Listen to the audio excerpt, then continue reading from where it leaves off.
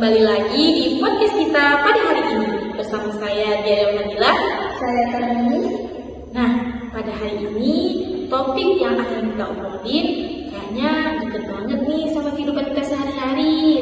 Benar banget, topiknya adalah bahasa dan budaya di era digital. Wah, ini sih bisa panjang banget bahasanya ya. Iya, soalnya sekarang hampir semua komunikasi kita lewat digital.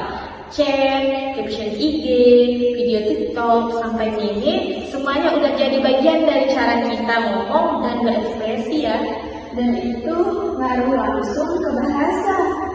Coba saja lihat dulu kita. Jarang banget pakai bahasa singkatan kayak BTW, OOTD, FYP, dan sekarang hampir tiap hari pakai bahasa itu.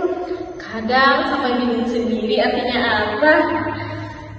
Tapi ini nunjukin kalau bahasa itu hidup, bisa berubah sesuai zaman. Tapi di balik perubahan,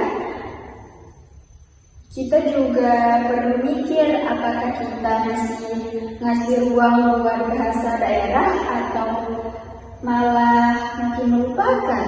Nah, itu dia. Banyak anak muda sekarang yang udah nggak ngerti bahasa ibunya sendiri.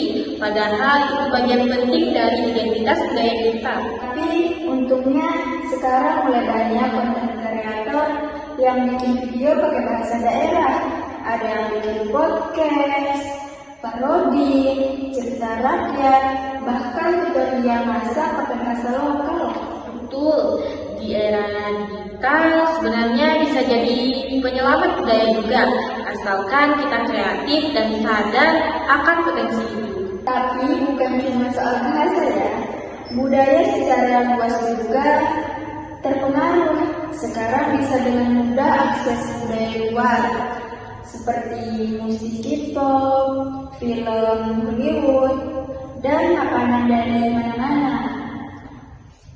Dan itu positif sih, ya nggak teman-teman? Asal kita nggak lupa sama budaya sendiri. Jangan sampai kita tahu nama-nama member boyband, tapi nggak tahu cerita rakyat dari daerah sendiri. Benar banget. Yang perlu diketahui juga di dunia digital kita harus tetap punya etika berkomunikasi. Banyak banget sekarang yang merasa bebas ngomong apa aja di internet tanpa mikirin dampaknya. Padahal budaya sopan santun dan saling menghargai juga bagian dari budaya loh. Jangan sampai hilang karena kita ngobrol hanya lewat layar. Setuju.